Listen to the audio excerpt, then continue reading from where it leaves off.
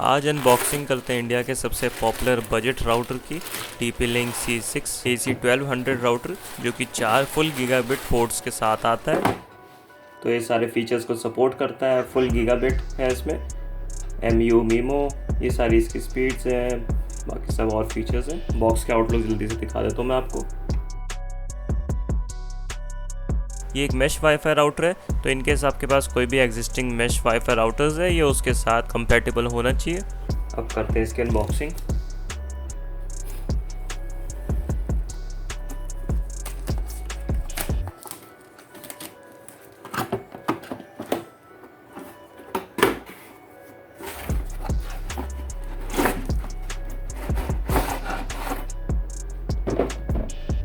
ये रहा wifi router, काफ़ी बड़ा साइज है इसका।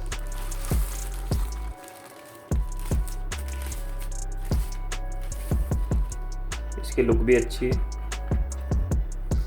इसके साथ को एक इंस्टॉलेशन गाइड भी मिल जाती है आपको। एक इन्होंने ईथरनेट केबल भी दी है, कैटेगरी 5E की इन्होंने ईथरनेट केबल दी है।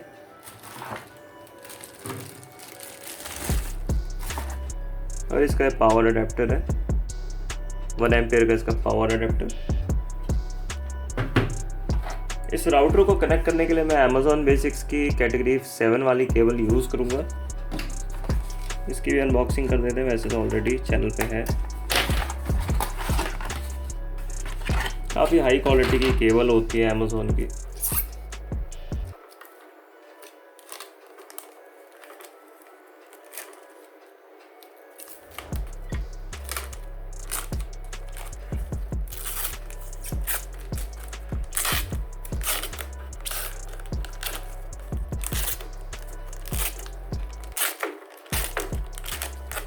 इस वाईफाई राउटर को पूरी तरीके से अनपैक कर लिया है, लेकिन थोड़े समय बाद मुझे ऐसा लगता है कि ये डस्टी होने लगेगा और इसको साफ़ करना भी इम्पॉसिबल हो जाएगा। शुरू में तो बहुत नीट लग रहा है। अब ग्लॉसी प्लास्टिक्स की हम बात करें तो ये भी बहुत बुरी लगती है मुझे, क्योंकि ये देख सकते हैं आप बहुत सारे स्क्रैचेस पड़ जाते हैं काफ़ी ईजिली।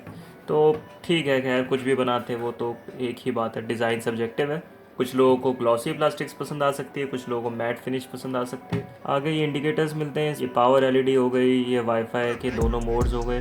ये मेरे ख्याल से 2.4 गीगाहर्ट्ज़ का होगा, ये 5 गीगाहर्ट्ज़ का होगा, और ये लैन का होना चाहिए, और ये इंटरनेट का सिंबल है। इसके एंटेना का साइज़ काफ़ी बड़ा है, ये पुराने वाले का आप देख सकते हैं नेटगियर का। बैक साइड पे आपको इसका पावर बटन मिलता है, सॉकेट है पावर का, ये वैन पोर्ट, 4 इसमें आपको लैन पोर्ट्स मिल जाते हैं। और आप ये भी देख सकते हैं ये सारे फुल गीगाबिट पोर्ट्स हैं, क्योंकि इसमें 8 आपको पिन्स मिल रही है ईथरनेट के लिए। ये पुराने वाले राउटर में देख सकते हैं सिर्फ 4 ही पिन्स हैं। नीचे की साइड से कुछ इस तरीके का लगता है ये, तो इसमें कोई भी रबर पैडिंग नहीं है, सिर्फ ने प्लास्टिक मोल्डिंग बना दी। इसके जो एंटेनाज हैं नॉन रिमूवेबल है, और ये सारे जो एंटेना हैं इनको स्ट्रेट रखने के लिए बनाया है कंपनी ने। कई लोग इसको इस तरीके से कर देते हैं, अलग अलग फ़ैन की शेप में इसको खोल देते हैं, तो मुझे लगता नहीं कि इस तरीके से इन्होंने बनाया है। तो बेस्ट सिग्नल स्ट्रेंथ आपको मेरे ख्याल से ये पूरे स्ट्रेट रख के ही मिलनी चाहिए। और कई लोग एंटेना को देख के सोचते हैं कि ज़्यादा अच्छी परफॉर्मेंस होगी राउटर की, ऐसा ज़रूरी नहीं है। इस वाले राउटर में क्या करा है कंपनी ने, 2.4 गीगाहर्ट्ज़ के 2 एंटेनास दिए और 5 गीगाहर्ट्ज़ के भी 2 एंटेनास दिए, तो इसलिए इन टोटल आपको 4 ये एंटेनास देखने को मिल रहे हैं। नहीं तो जो पुराना वाला मेरा नेटगियर का राउटर है उसमें 2 एंटेनास है, और एक एंटेना में 2.4 गीगाहर्ट्ज़ और 5 गीगाहर्ट्ज़ दोनों ही बैंड्स के एंटेनास दिए गए हैं। वैसे दोनों बैंड्स के एंटेना एक ही एंटेना में दिए जा सकते हैं, इंटरफेरेंस नहीं होती है, लेकिन फिर भी TP-Link ने उसको सेपरेट करके बनाया, थोड़ा सा लुक्स में अच्छा लगता है। करते हैं इसको इंस्टॉल अपने सिस्टम में और देखते हैं किस तरीके की ये परफॉर्मेंस देता है। सबसे पहले शुरुआत करते हैं इसके पावर अडेप्टर को सर्च प्रोटेक्टर में लगाने में। उसके बाद वाईफाई राउटर में इसकी पावर सप्लाई की केबल और एक ईथरनेट केबल भी कनेक्ट कर लेंगे। इनिशियली इसको सेटअप करने के लिए ध्यान रखना कि जो ईथरनेट केबल है कंप्यूटर और वाईफाई राउटर के बीच में डायरेक्टली लगी होनी चाहिए, कोई भी बीच में स्विच या कोई और वाईफाई राउटर नहीं होना चाहिए। अब चलते हैं कंप्यूटर में, और हर वाईफाई राउटर को सेट करने के लिए इसका एक IP एड्रेस दिया होता है इसके मैनुअल में। TP-Link के इस वाईफाई राउटर को सेटअप करने के लिए 192.168.0.1 पे जाएंगे तो इसका सेटअप का पेज खुलेगा। उस पर सबसे पहले ये आपसे पासवर्ड रखवाएगा, उसके बाद दोबारा लॉगिन करवाएगा, उसके बाद इसकी बाकी सेटिंग्स को कॉन्फ़िगर कर पाएंगे। उसके बाद ये टाइम जोन सेलेक्ट करने का आपको ऑप्शन देगा। मैं इंडिया का टाइम जोन इसमें सेट कर दूंगा। डायनामिक, स्टैटिक और ये बाकी सब ऑप्शंस हैं। ये आपके इंटरनेट सर्विस प्रोवाइडर के हिसाब से सेटअप करना होगा आपको, या फिर आपके जो इंटरनेट वाले होंगे आपके लिए वो कर सकते हैं। पर्सनली मैं इसको डायनामिक पे छोड़ दूंगा फिलहाल। क्लोनिंग का ऑप्शन तो ज़्यादातर लोगों के लिए ऑफ ही रहेगा। इनकेस आपका सर्विस प्रोवाइडर एक स्पेसिफिक मैक एड्रेस से ही इंटरनेट सर्विसेज एक्सेस करवाता है तो उस केस में आपको ये चीज़ ऑन करनी पड़ेगी। उसके बाद स्मार्ट कनेक्ट का ऑप्शन आएगा। इनिशियली मैं इसे ऑन छोड़ देता हूँ, और नेटवर्क का नाम SSID आप इसमें मॉडिफाई कर सकते हैं। मैं अभी सब कुछ इसको डिफ़ॉल्ट पे छोड़ दूंगा। इनफैक्ट इसका पासवर्ड भी अभी डिफ़ॉल्ट पे ही छोड़ दूंगा, बाद में इसे कॉन्फ़िगर करेंगे। उसके बाद ये सारी सेटिंग्स आपको एज अ समरी दिखाएगा, और अगर आप अपनी सेटिंग से सेटिस्फाई हो तो इसको सेव कर लीजिए। उसके बाद रफली 1 से 2 मिनट लेता है ये इसको चेक करने के लिए, और अगर इंटरनेट से सक्सेसफुली कनेक्टेड हो जाएगा तो आपको ये डिस्प्ले कर देगा। मेरे एरिया में फ़िलहाल कोई अच्छा ब्रॉडबैंड नहीं है, तो वायरलेसली ही मैं 4G नेटवर्क से अपना सारा काम करता हूँ यूट्यूब का, तो इसलिए ये इंटरनेट का ये सिचुएशन दिखा रहा है। अब सबसे पहले तो इस राउटर का IP एड्रेस को कॉन्फ़िगर करता हूँ मैं, क्योंकि TP-Link ने इसका जो IP एड्रेस है 192.168.0.1 को सेट करा है, तो मैं उसको 192.168.1.1 पे सेट करूँगा। इस सेटिंग को सेव करने में ये 1 से 2 मिनट लेगा, और जिस IP एड्रेस से हम इसको एक्सेस कर रहे हैं हमें दोबारा से लॉगिन करना पड़ेगा। जो भी आप IP एड्रेस इसमें अपडेट करेंगे उसको आपको टाइप करके इस पर फिर लॉगिन करके फिर आप दोबारा से इस पेज पर आएंगे, तब आप बाकी की सेटिंग्स चेंज कर पाएंगे। और जो DHCP सर्वर की सेटिंग होगी उसको सेम IP एड्रेस पे 0.2 से लेकर 0.249 तक कर दूंगा, ताकि मैं इसको नॉर्मली अपने स्विच में कनेक्ट कर पाऊँ और मेरे जो लोकल एरिया नेटवर्क पे बाकी सारी डिवाइसेस है वो प्रॉपरली इससे कनेक्ट कर पाए। इसके मेन्यू में आपको और भी तरीके के ऑप्शंस मिलते हैं, जैसे कि वायरलेस में जाएंगे और वायरलेस सेटिंग्स में जाएंगे तो इसका जो नेटवर्क SSID है जो मैंने पहले स्किप कर दिया था वो एडजस्ट कर सकते हैं। नीचे इसकी सिक्योरिटी है यानी कि इनक्रिप्शन। बाकी अब एयर टाइम फेयरनेस का जो ऑप्शन है इसे टिक करके सेव कर देते हैं, इससे स्पीड बढ़ जाती है थोड़ी सी। तो अगर कुछ पुरानी डिवाइसेस नेटवर्क को स्लो डाउन कर रही होती है तो ये उस चीज़ में हेल्प करता है, बाकी डिवाइसेस का नेटवर्क स्लो डाउन नहीं करने देता है उनको। और स्मार्ट कनेक्ट को ऑफ़ कर देंगे, क्योंकि मैं पर्सनली 5 GHz और 2.4 GHz के बैंड्स को अलग अलग रखना पसंद करता हूँ। और इसमें आप 5 GHz का आप देख सकते हैं, इसमें हम मीमो को एनेबल कर देंगे, इससे स्पीड बढ़ जाती है, स्पेशली जो डिवाइसेस इसको सपोर्ट करती है। और मेरे पास कोई भी पुराने ज़माने की डिवाइसेस नहीं है, तो इसलिए मोड में मैं इसलिए N और AC को सिलेक्ट कर लूँगा। सब कुछ मैंने बाकी ऑटो पे छोड़ दिया। ये सारे चैनल्स को सपोर्ट करता है, तो आप ये देख सकते हैं अगर लेने से पहले आपको इससे हेल्प मिलती हो। बाकी ये WPS का ऑप्शन है, वन मैश का ये दिखा रहा है। कोई और आपके पास डिवाइसेस हो तो वो आप कनेक्ट कर सकते हैं। तो सबसे पहले तो क्वालिटी ऑफ सर्विस को एनेबल कर लेते हैं। सेव करने के बाद ये इस तरीके से दिखा रहा है। ये मेरा PC है, इसका मैक एड्रेस नीचे आ रहा है जो कि मैंने हाइड कर दिया है, और इसको मैंने प्रायोरिटी पे सेट कर दिया है। तो बाकी डिवाइसेस के मुकाबले इस डिवाइस को ये ज़्यादा प्रायोरिटी देगा और ज़्यादा अच्छी सर्विस देगा इंटरनेट की। इस तरीके से आप अपनी अलग अलग डिवाइसेस के लिए सेट कर सकते हैं। बाकी LED के लिए ये ऑप्शन है, LED को आप ऑफ़ कर सकते हैं इनकेस रात को आपको डिस्टर्बेंस हो रही है इसकी LED से। और वाईफाई राउटर में सबसे इंपॉर्टेंट फीचर जो मुझे लगता है पेरेंटल कंट्रोल का, तो इसमें जाके आप इस तरीके से नाम में डाल के आप इसकी सेटिंग शुरू कर सकते हैं। डिवाइसेस का नाम डाल दीजिए, मैक एड्रेस आ जाएगा, और उसके बाद आप कुछ भी कीवर्ड्स टाइप कर सकते हैं जिन वेबसाइट्स को आप ब्लॉक करना चाहते हैं। सपोज़ कोई वेबसाइट है जिसके URL में XXX आता है, तो इस तरीके से आप ये शेड्यूल बना सकते हैं, Monday to Friday, Saturday Sunday, timings भी हैं इसमें, और एनेबल करके इसको सेव कर सकते हैं। तो इससे होगा क्या, जो भी डिवाइसेस वाईफाई राउटर के थ्रू नेट एक्सेस करेगी और इनकेस कोई घर में इस वेबसाइट को एक्सेस करने की कोशिश करता है तो आपको इसमें पता चल जाएगा, यहाँ पर नोटिंग आ जाएगी। तो ये उस तरीके से अच्छा है। सपोज़ आप अपने घर में फेसबुक को ब्लॉक करना चाहते हैं रात के टाइम में, ताकि घर में आपके बच्चे ना चलाएं, तो ये उस चीज़ में हेल्प कर सकता है। लेकिन आजकल मुझे नहीं लगता ये parental setting actually parents set करे होंगे, क्योंकि ज़्यादातर माँ बाप टेक में ज़्यादा इंटरेस्ट नहीं लेते और सबके पास अपने आजकल डेटा कनेक्शंस हैं, तो उसको मॉनिटर करना ऑलमोस्ट इम्पॉसिबल है। सिस्टम टूल्स में आपको और भी ऑप्शंस मिलेंगे, जैसे कि आप इसकी फर्मवेयर अपग्रेड कर सकते हैं, लेकिन ये एक TP-Link का प्रोडक्ट है, तो इसलिए मैं आपको यही सलाह दूंगा कि जैसा चल रहा है इसको चलने दो। इनकी फर्मवेयर बहुत ही बुरी होती है और अपडेट करने के बाद तो और बुरा हाल हो जाता है। कस्टम फर्मवेयर डालने की तो इसमें सोचना भी मत, इसकी हार्डवेयर इतनी नहीं होती है कि ये किसी भी कस्टम फर्मवेयर को चला पाए। और इसमें रीबूट का शेड्यूल सेट कर सकते हैं। इनकेस आपको ऐसा लग रहा है कि राउटर की परफॉर्मेंस ड्रॉप हो रही है और रीबूट के बाद इंप्रूव हो जाती है, तो इसको आप डेली ऐसे टाइम पे सेट कर सकते हैं जिस वक्त आप अपने राउटर को यूज़ ना कर रहे हो। सिस्टम लॉग में सारे चेंजेस जो हमने करे हैं वो सब दिखा देगा। इनकेस आपके वाईफाई राउटर को कोई हैक करने का ट्राई कर रहा है और कोई सेटिंग्स मॉडिफाई करी है आपकी नॉलेज के बिना, तो इस चीज़ में देख के आपको पता चल जाएगा। इसमें ट्रैफिक यूसेज भी आप देख सकते हैं अलग अलग डिवाइसेस की, और इन टोटल भी ये सारी दिखा देगा, डाउनलोड और अपलोड। ये भी एक इंटरेस्टिंग फीचर है। जब आप एडवांस के टैब पे क्लिक करेंगे तो आपको ये प्रोसेसर और मेमोरी यूसेज भी दिखाएगा, क्योंकि डुअल कोर प्रोसेसर वाला वाईफाई राउटर है तो इसमें अलग अलग कोर्स इस तरीके से लिस्ट कर रखी होती है और मेमोरी यूसेज भी इतनी आप देख सकते हैं। बाकी ये सारे और एडवांस फीचर्स हैं और मुझे लगता है काफ़ी हद तक की ज़्यादातर चीज़ों को मैंने कवर कर लिया जो कि एक एवरेज यूज़र को ज़रूरत पड़ती है यूज़ करने में।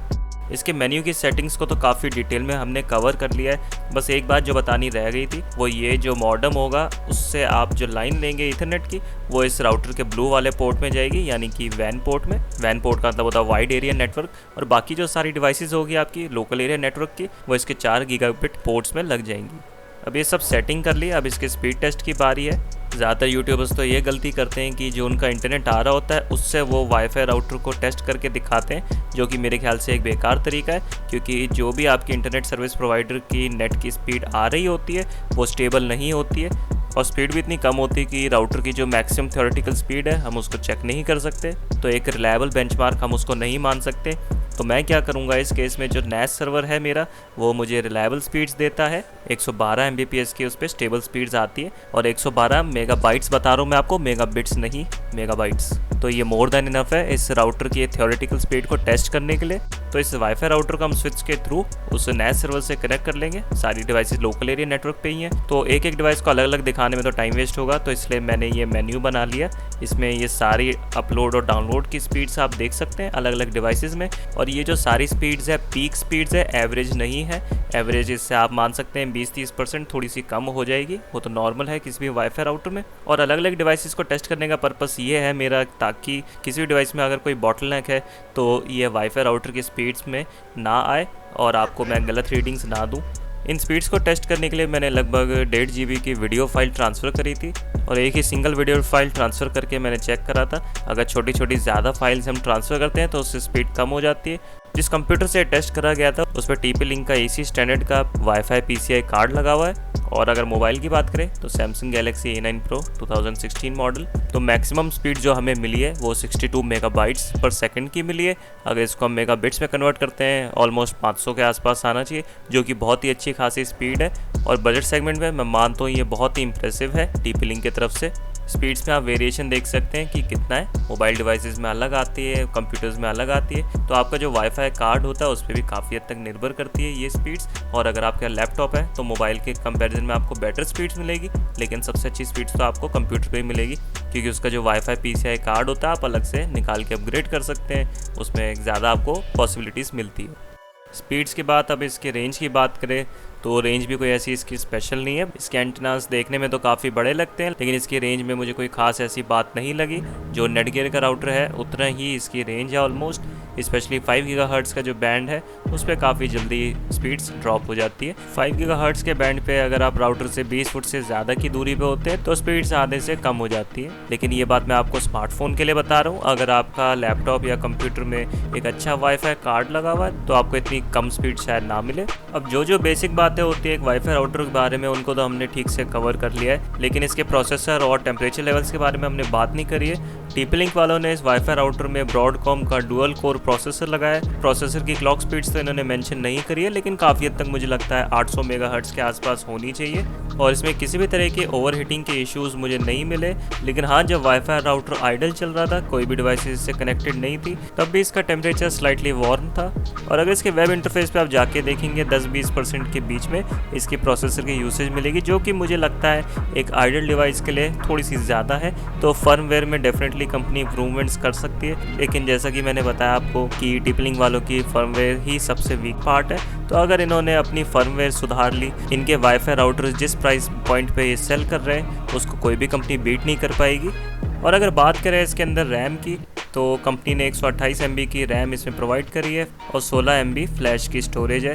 तो इसकी स्पेसिफिकेशंस इतनी कम है कि किसी भी तरह की आप कस्टम फर्मवेयर इस पर नहीं लगा पाएंगे। ज़्यादातर राउटर्स का आजकल यही हाल है कि आप कस्टम फर्मवेयर उन पर नहीं लगा सकते। पहली बात तो उनकी स्पेसिफिकेशन इतनी नहीं होती, इनकेस आपको रैम और फ्लैश की जो ये स्पेसिफिकेशंस है थोड़ी सी ज़्यादा भी मिलती है। तो इनके जो प्रोसेसर्स होते हैं ज़्यादातर वाईफाई राउटर्स में ब्रॉडकॉम के होते हैं, स्पेशली जो ब्रॉडकॉम कंपनी है ये अपने प्रोसेसर्स की जो सोर्स कोड होती है ओपन सोर्स फर्मवेयर डेवलपर से शेयर नहीं करती, जिसके कारण आपको ओपन सोर्स फर्मवेयर नहीं मिल पाएगी। इस मामले में कॉलकॉम सबसे अच्छी है, लेकिन कॉलकॉम के प्रोसेसर्स थोड़े से महंगे पड़ते हैं, तो कंपनी अपने प्रॉफिट के वजह से उनके प्रोसेसर्स कम से कम राउटर्स में ही लगा के देती है। अगर देती भी है तो उसके लिए वो प्रीमियम चार्ज करती है। तो बजट सेगमेंट में तो आपको कॉलकॉम का प्रोसेसर मुश्किल ही मिलेगा आज के वक्त में। और अगर इस राउटर का कंपैरिजन करें AX सीरीज से, तो AX10, AX15 और AX20 तीनों ही मॉडल्स इसके सामने इन्फीरियर है।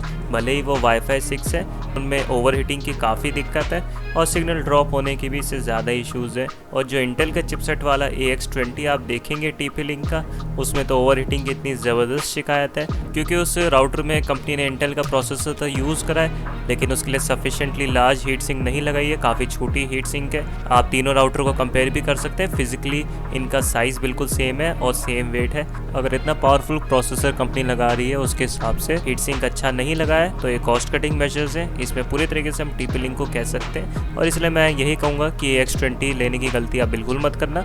AX15 में आपको ब्रॉडकॉम की तरफ से ट्रिपल कोर का प्रोसेसर मिलता है, लेकिन उसमें भी काफ़ी शिकायतें बताई हैं लोगों ने, सिग्नल ड्रॉप होने की काफ़ी ज़्यादा इश्यूज़ हैं। और ये सारे जो भी इश्यूज़ हैं TP-Link के AX10 और AX15 में, ये बुरी फर्मवेयर की वजह से, ना कि प्रोसेसर की वजह से। दोनों ही राउटर्स में किसी भी तरह का हार्डवेयर इशू नहीं है। अगर फर्मवेयर थोड़ी सी कंपनी इंप्रूव कर दे तो राउटर्स वैल्यू फॉर मनी हो जाएंगे।